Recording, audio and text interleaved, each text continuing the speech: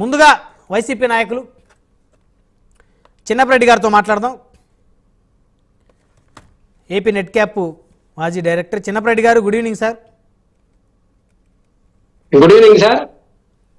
Panel సభ్యులకు అలాగే వీక్షకులందరికీ కూడా నమస్కారం.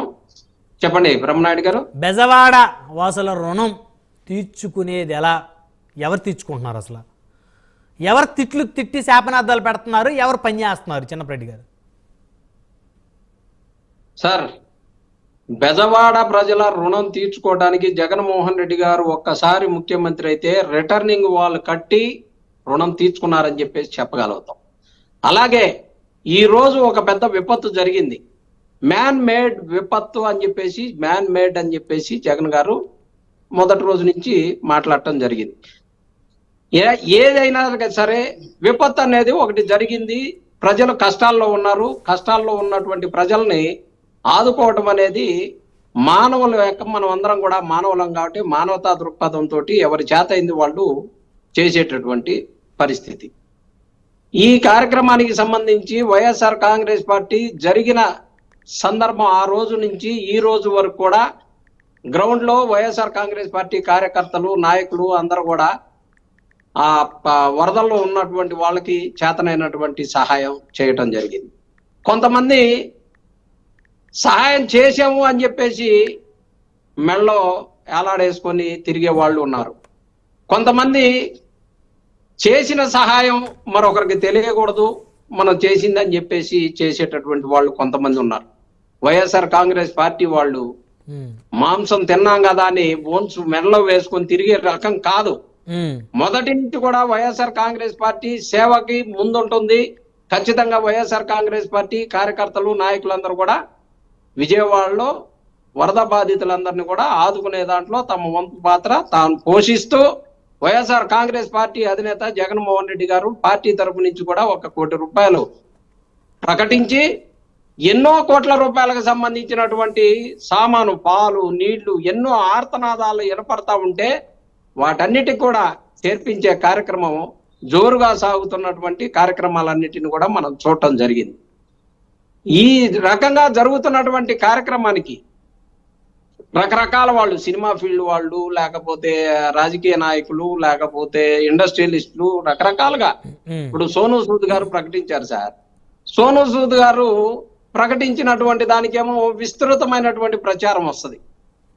అలాగే టాటా వాళ్ళు ఎప్పటి నుంచో వాళ్ళ ఆస్తులన్నీ తరగ తీసుకున్నారు, వాళ్ళు ఎవరికి చెప్పుకోరు, జరుగుతూ ఉంటది. ఇలా జరిగేటటువంటి వాటిల్లో అలా చేసేవాళ్ళు, ఇలా చేసేవాళ్ళు అందరూ ఉంటారు. వైఎస్ఆర్ కాంగ్రెస్ పార్టీ ఏం చేసింది అనేది గ్రౌండ్ లో ఉన్న ప్రజలకు తెలుసు, కష్టంలో ఉన్న ప్రజలకు తెలుసు. కనీసం అక్కడ కావాల్సినటువంటి మంచినీళ్లు తాగటానికి కూడా మంచినీళ్ళు లేక 3 రోజులు ఆ నీళ్లలోనే మగ్గిపోయి కాళ్ళు పాచిపోయి ఉన్నాయని చెప్పేసి టీవీలలో, మీ టీవీలలో, అన్ని టీవీలలో కూడా రావటం జరిగింది. అలాంటి కష్టకాలంలో వైఎస్ఆర్ కాంగ్రెస్ పార్టీ ఖచ్చితంగా ఆదుకోవాల్సిన వరకు ఆదుకుంది. భవిష్యత్తులో కూడా ఇంకా చేయాల్సింది కూడా చేస్తాం. ఖచ్చితంగా వైఎస్ఆర్ కాంగ్రెస్ పార్టీ డిమాండ్ చేస్తుంది సార్. ఆటో సోదరులు, ఆటోలు మునిగిపోయినాయి. అలాగే బండ్లు, టూ వీలర్ లేకపోతే కాలు కదలన్నటువంటి పరిస్థితి. వాళ్ళందరికీ చిన్న చిన్న కుటుంబాల వాళ్ళు, పెద్ద వాళ్ళు, విల్లాలోళ్ళు ఎవరైనా ఉండొచ్చు, కానీ చిన్న చిన్న కుటుంబాల వాళ్ళని గట్టిగా ఆదుకోవాలి. ప్రభుత్వం పెద్ద మనసు చేసుకోవాలి. కష్టంలో ఉన్నప్పుడు ఆదుకుంటేనే ప్రజలు గుర్తుపెట్టుకుంటారు సార్. ఖచ్చితంగా కరోనాలో జగన్మోహన్ రెడ్డి గారు 2 సంవత్సరాలు ప్రజలకి ఎక్కడ కష్టం రాకుండా చూసుకున్నారు. ఈ రోజు వచ్చిన 6 రోజుల కష్టాన్ని కూడా మొయ్యలేక మేము చేస్తున్నాం, అన్నీ లేకపోయాం అంటే వాలంటీర్ వ్యవస్థ ఉంటే ఈ రోజు ఈ కష్టం వచ్చి ఉండేది కాదు. ప్రజలకి కష్టం వచ్చినా సరే 50 ఇళ్లకు ఒకళ్ళని పెట్టేసి వాలంటీర్ వ్యవస్థ ద్వారా అందిస్తే నాకు అందలేదు అనేటటువంటి మాటని మనం వరదల్లో అవకాశాన్ని వాడుకోవటం చేతగాక వరదల్లో 50 ఇళ్లకు ఒక వాలంటీర్ ఉన్నారు కదా, వరదల్లో వారి ఇల్లు కూడా మునిగిపోయేది. వారు కూడా సామాన్యులు, వారు కూడా నిమిత్త మాత్రలే. వాలంటీర్లు ఏం దైవాంశ సంభూతులు కాదు కదా చిన్నపరెడ్డి గారు. సార్, వాలంటీర్లు దైవాంశ సంభూతులు కాదు. కరోనా వచ్చినప్పుడు వాలంటీర్లు కూడా కరోనా వచ్చిందని తెలిసిన జగన్మోహన్ రెడ్డి గారు ఇచ్చిన పిలుపు మేరకు ప్రాణాలను తెగించి వెళ్ళి వాళ్ళకి కరోనా టెస్టులు చేపించడం కానీ, వాళ్ళకి మాస్కులు అందించడం కానీ, వాళ్ళకి అవేర్నెస్ కల్పించడం కానీ ఎన్ని చేశారు సార్. వాళ్ళ యొక్క వాలంటీర్లు చేసినటువంటి విధానాన్ని మనం ఏ పార్టీ అయినా కావచ్చు సార్, మర్చిపోకూడదు సార్. వాళ్ళు చేసినటువంటి ఆ రోజు కరోనా సమయంలో వాలంటీర్లు పనిచేశారు, ఎవ్వరు కాదని లేదు.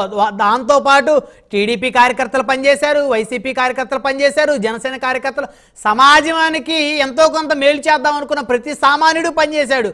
కేవలం వాలంటీర్లే కాదండి. అంటే ఎమ్మెల్యేలు ఏం చేశారు? వైసీపీ ఎమ్మెల్యేలు సైలెంట్ గా ఉన్నారా? సార్ వైసీపీ ఎమ్మెల్యేలు ఏం చేశారనేది ప్రైమ్ 9 టీవీకి వచ్చి మేము చెప్పం.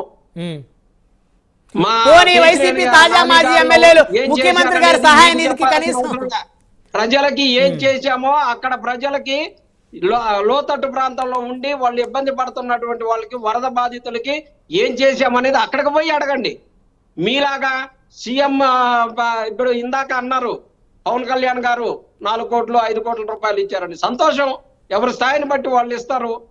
పోనీ కరోనా టైంలో ఎందుకు ఇలా 2 సంవత్సరాలు కరోనాలో ప్రజలందరూ ఇబ్బంది పడతా ఉంటే 40 కోట్లు ఇవ్వచ్చుగా మరి ఆ రోజు ఎందుకు ఇలా పోయినరు? ఇచ్చారు కదా సార్. ఒక్క నిమిషం, జగన్మోహన్ రెడ్డి గారు ఏమి ఇచ్చారు అని చెప్పేసి అన్నారు. చంద్రబాబు నాయుడు గారు ఎన్ని కోట్లు ఇచ్చారు ఇప్పుడు? సార్ ఎవరు చేసేది వాళ్ళు చేస్తారు సార్. చంద్రబాబు నాయుడు గారు కూడా వాళ్ళ సంస్థల ద్వారానో వాళ్ళకు తోచిన విధంగా వాళ్ళు చేస్తారు. జగన్మోహన్ రెడ్డి గారు కూడా వాళ్ళకి తోచిన విధంగా చేస్తూ పార్టీ తరఫున ఇచ్చాం కాబట్టి అది అనౌన్స్ చేయడం జరిగింది. లేకపోతే అది కూడా మేము చెప్పుకునే వాళ్ళం కాదు. చెప్పుకోవడం చేత కాకనే మేము ఇలా ఉన్నాం సార్. చేసిన పని చెప్పుకున్నా, ఇచ్చింది చెప్పుకున్నా కానీ మేము మళ్ళీ ముఖ్యమంత్రి అయ్యేవాళ్ళం. ఓకే, మళ్ళీ వస్తాను మీ దగ్గరికి చిన్నప్పరెడ్డి గారు. మనతోటి దోరపరెడ్డి జగదీష్ గారు ఉన్నారు, మాజీ ఎమ్మెల్సీ, టీడీపీ సీనియర్ నేత. జగదీష్ గారు, గుడ్ ఈవినింగ్ సార్.